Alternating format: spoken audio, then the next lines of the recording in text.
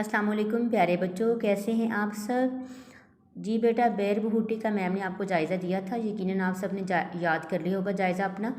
तो सारे बच्चे उर्दू की कापियाँ निकालें, तारीख़ लिखें, दिन लिखें और हाशिया लगाएं। और हाशिया आपका टेढ़ा नहीं लगा होना चाहिए, बिल्कुल सीधी लाइन हो हाशिए की। ठीक है, अब आते हैं बोर्ड की तरफ जहाँ पे मैम ने आपका जायज़ा लिखा है। वैसे ही आपने अपनी कापियों पे लिखना है, साफ सुथरा लिखना है। 2 नंबर आपकी लिखाई की हैं। अगर तो आप अच्छा लिखेंगे तो आपको 2 नंबर लिखाई के मिलेंगे। अगर आपने तारीख़, दिन और हाशिया ना लगाया तो आपको 2 नंबर वो नहीं मिलेंगे। ठीक है, तो 2 नंबर लिखाई का मकसद यही होता है कि आप ये प्रॉपर हाशिया लगा हो, प्रॉपर आपने तारीख़ लिखी हो, दिन लिखा हो। तो इन चीज़ों का आप ध्यान रखा करें, क्योंकि आप तीसरी जमात में आ चुके हैं, अब आपने चौथी में जाना है। तो इन चीज़ों का आप अच्छे से ध्यान रखा करें। अब आते हैं बोर्ड की तरफ। जी बेटा, उन्वान है हमारा बैर बहूटी, कुल नंबर है 14, 2 नंबर लिखाई के।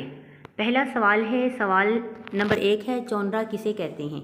3 सवाल हैं, 3 जुमले हैं और उसके बाद 3 ही आपके वो हैं कि जुमलों में से हरूफ पहचान कर दायरा बनाइए। ठीक है, चौंरा किसे कहते हैं पहला सवाल है। और उसके बाद दूसरा सवाल है, जैन बैर बहूटी को बार बार क्यों छू रहा था। ठीक है, आगे तीसरा सवाल है, जैन के तायाजान कहाँ रहते थे।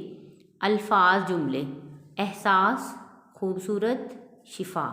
ठीक है, 3 जुमले हैं, ये भी 3 नंबर के हैं। उसके बाद आते हैं, जुमलों में से हरूफ पहचान कर दायरा बनाइए।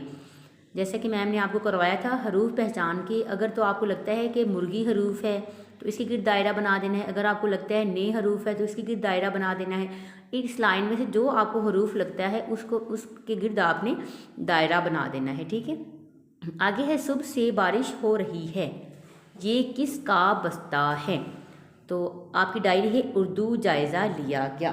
तो ये है बेटा आपका काम। उम्मीद करती हूँ कि सारे बच्चे इसको अच्छे तरीके से याद करेंगे और इसको अपने अच्छे से अपनी कापियों पे लिखेंगे। कापियों पे लिखने के बाद अपनी डायरी भी नोट करेंगे।